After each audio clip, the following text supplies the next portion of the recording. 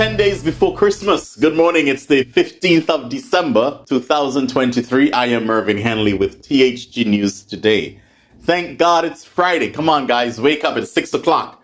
Thank God it's Friday. Do some stretches. Yep. And it's going to be a safe and fantastic and awesome, richly blessed weekend. You have to put these things in the atmosphere, right? Positivity. Yeah, let's exhale some positivity and tell yourselves it's going to be a great weekend. The upcoming week is going to be great. Christmas holidays is going to be super fantastic. And we're going to have a real happy and blessed 2024. We're not just saying it because that's the okay thing to say, hey, Happy New Year. But no, we mean it. We are going to have a happy and blessed New Year. Don't get me started now. So we're going to hear from Colin Suns. Remember to subscribe while you're listening or viewing the ad. Remember to subscribe to our YouTube channel. That is THG Network. Just click right here. You hear that sound? That sound right there. Okay. So let's hear from Colin Suns and we will be right back with some news. Yeah. Colin Suns has delicious food to fit your lifestyle and go easy on your pockets. Colin Suns, your #1 spot for breads, pastries, cakes, sandwiches, breakfast, and lunch. Check out Colin Suns today on Pondville and in Coal Bay. The holidays are here and so is the Christmas ham at Colin Suns. Get your Christmas ham sandwiches or Johnny cakes this season. Add a choice of cheese or egg or have all three. You can't go wrong with either one. Follow them on Facebook and don't forget Fun Mouse is your friend at Colin Suns. Okay, we're going to begin this morning with news out of Anguilla, and something grand, something big is happening, something good is happening in Anguilla this morning, and the entire Anguillian general public, you are invited to the grand opening of the new Delta gas station. It's called the Delta Highway gas station, and this will be at the Water Swamp, and the celebration begins at 6 o'clock this evening.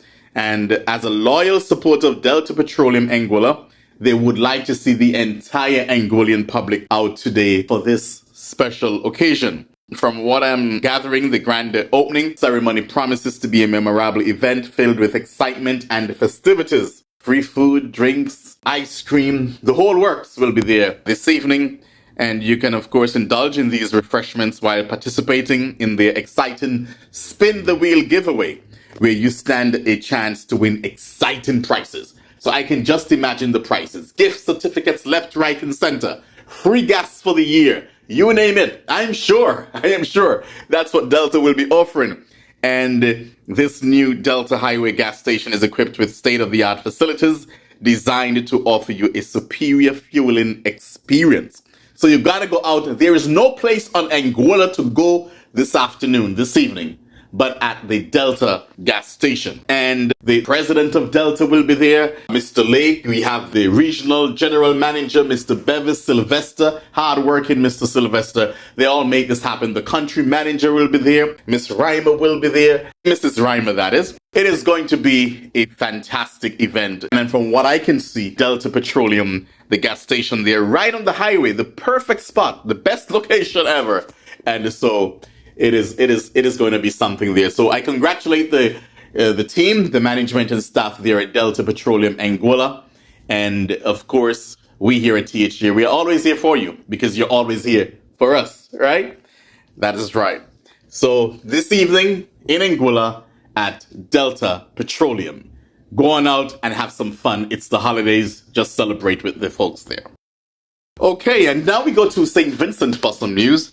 President Ali firmly conveyed to the Venezuelan president during their meeting in St. Vincent on Thursday afternoon that Guyana is resolute in its position before the International Court of Justice, asserting that the Essequibo region rightfully belongs to Guyana. The matter must be settled before the ICJ, and we remain unyielding in presenting and defending Guyana's case and expecting the ICJ to rule on its merits. I made it clear that the process leading to the ICJ is part of the Geneva Agreement and that the UN Secretary General decides where the controversy must be resolved, and the UNSG chose the ICJ within the Geneva Agreement. During the press conference on Thursday afternoon, President Ali said that Guyana and its people are law-abiding and have no aspirations other than to foster peaceful coexistence with Venezuela.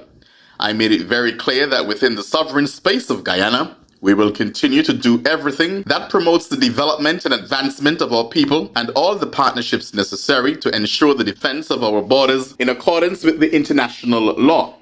Ali said that both sides have committed to maintaining regional peace, and in keeping with the invitation which sought to ensure dialogue on consequential issues rather than the issue before the ICJ, that dialogue is an understanding of how we move forward in the next phase of these meetings. Both sides pledged to maintain peace in the area.